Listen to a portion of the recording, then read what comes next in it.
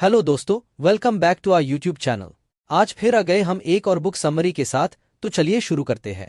Thinking fast and slow एक powerful book है जो बताती है कि हमारा माइंड कैसे डिसीजंस लेता है और हम अक्सर गलतियां क्यों करते हैं। ऑथर डैनियल कहनेमन एक्सप्लेन करते हैं कि इंसान का दिमाग दो तरीके से काम करता है। एक फास्ट थिंकिंग सिस्टम होता है जो जल्दी डिसीजन लेता है, और एक स्लो थिंकिंग सिस्टम होता है जो सोच समझकर डिसीजन लेता है। फास्ट थिंकिंग ऑटोमेटिक होती है और स्लो थिंकिंग एफर्ट लेती है। फास्ट थिंकिंग को सिस्टम 1 कहा जाता है। ये सिस्टम बिना एफर्ट के काम करता है, जैसे किसी चेहरे को पहचानना, सिंपल एडिशन करना या जल्दी से किसी सिचुएशन पर रिएक्शन देना। ये सिस्टम हमारी डेली लाइफ में बहुत यूजफुल होता है क्योंकि हर छोटी चीज के लिए डीपली सोचना पॉसिबल नहीं होता। स्लो थिंकिंग को सिस्टम 2 कहा जाता है।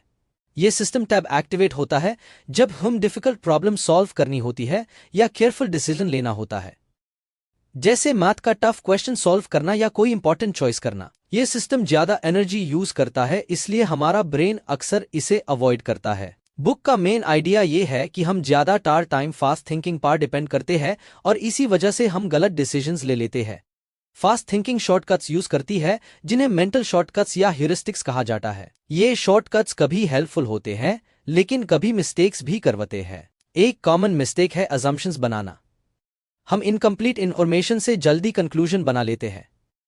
अगर हम किसी इंसान को एक बार रूड देखते हैं तो हम सोच लेते हैं कि वो हमेशा रूड ही होगा, लेकिन रियलिटी में ऐसा जरूरी नहीं होता। बुक ये भी बताती है कि फर्स्ट इंप्रेशन बहुत स्ट्रांग होता है।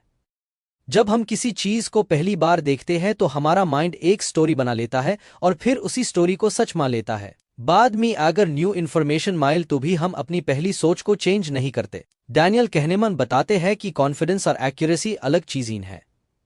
कभी कभी हमें लगता है कि हम बिल्कुल सही है, लेकिन एक्चुअली हम गलत होते हैं। सिर्फ कॉन्फिडेंट फील करना मतलब करेक्ट होना नहीं होता। बुक में एक इंपॉर्टेंट आइडिया है कि हम लॉसेस को गेन से ज्यादा स्ट्रांगली फील करते हैं।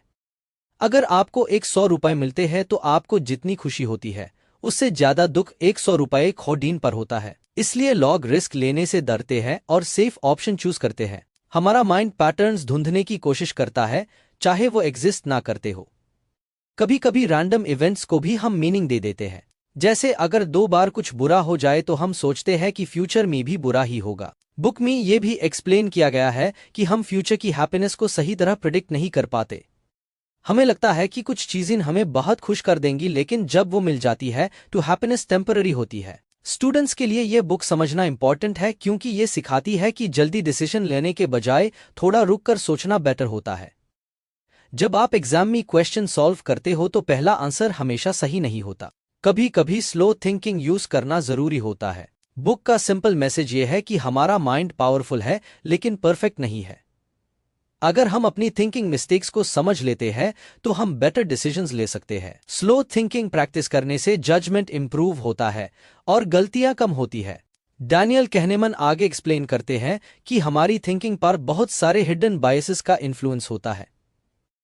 बायस का मतलब है एक ऐसी टेंडेंसी जो बिना हमें पता चले हमारे डिसीजन को एक डायरेक्शन में पुश करती है। हम सोचते हैं कि हम लॉजिकल है, लेकिन रियलिटी में हमारी थिंकिंग इमोशंस और शॉर्टकट से इन्फ्लुएंस्ड होती है। एक इंपॉर्टेंट बायस है एंकरिंग इफेक्ट। जब हमें कोई पहली नंबर या इन्फॉर्मेशन मिलती है तो वो हमारे माइंड में एंकर बन जाती है। उसके बाद के डिसीजंस उसी के अराउंड घूमते हैं। जैसे अगर किसी प्रोडक्ट की ओरिजिनल प्राइस ज्यादा दिखाई जाए और फिर डिस्काउंट दिया जाए तो हमें वो डील अट्रैक्टिव लगती है, चाहे एक्चुअल वैल्यू कुछ और हो। एक और कॉन्सेप्ट है अवेलेबिलिटी बायस। हम वही चीजें ज्यादा इंपॉर्टेंट समझने लगते हैं जो इजिली याद आ जाती है। अगर न्यूज में प्लेन क्रैश दिखा दिया जाए तो लोग फ्लाइट को डेंजरस समझने लगते हैं, जबकि स्टैटिस्टिकली रोड एक्सीडेंट ज्यादा कॉमन होते हैं। जो चीज ज्यादा विजिबल होती है वो हमारे माइंड में ज्यादा रियल लगती है। बुक में ओवर कॉन्फिडेंस का कॉन्सेप्ट भी एक्सप्लेन किया गया है।